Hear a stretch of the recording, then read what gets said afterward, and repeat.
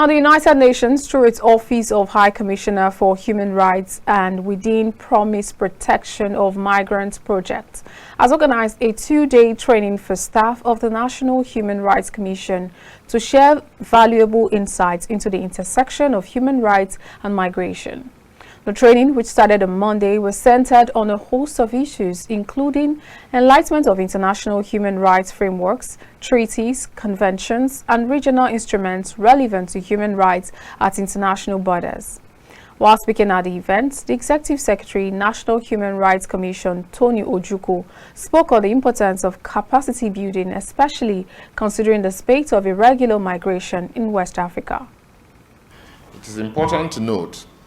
that social, economic, and political vulnerabilities such as poverty, inequalities, conflicts, and human insecurity form the major triggers to irregular migration, trafficking, and smuggling of migrants. In our world today, migrants face dehumanizing conditions, illegal arrests and prolonged detention, torture, inhuman and degrading treatment, life-threatening conditions on land and sea. As we focus on irregular migration and smuggling across our borders, it is important that we do not lose sight of trafficking within Nigeria. This is becoming an epidemic triggered by the vulnerabilities already mentioned above. As human rights advocates and frontline defenders, staff of the National Human Rights Commission stand on a strong legal and institutional footing to tackle this present and emerging style of human rights violation. Also speaking, the senior human rights advisor at the Office of the High Commissioner for Human Rights, Adwa Kufo-Wusu, highlighted Nigeria's commitment to human rights and the need to follow through.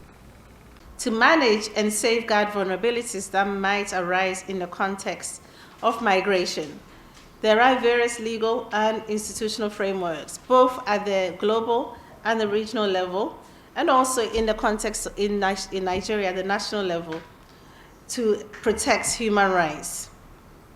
And in this case, Nigeria is a state party to the United Nations Convention on the Protection of the Rights of All Migrants, Workers, and Members of their families, in addition to being state party to all the Core 9 human rights standards. At the regional level, Nigeria is also party to a member of the African Union and also party to African Union and ECOWAS treaties, protocols, and various other agreements on the protection of migrants. Ladies and gentlemen, colleagues, you would agree with me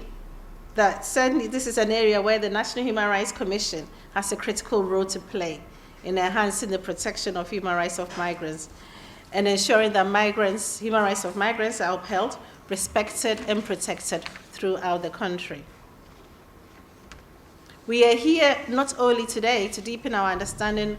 of the intricacies of this issue, but also to reaffirm our commitment to the core human rights principles of dignity, equality, and non-discrimination for everyone, everywhere, regardless of their migratory status.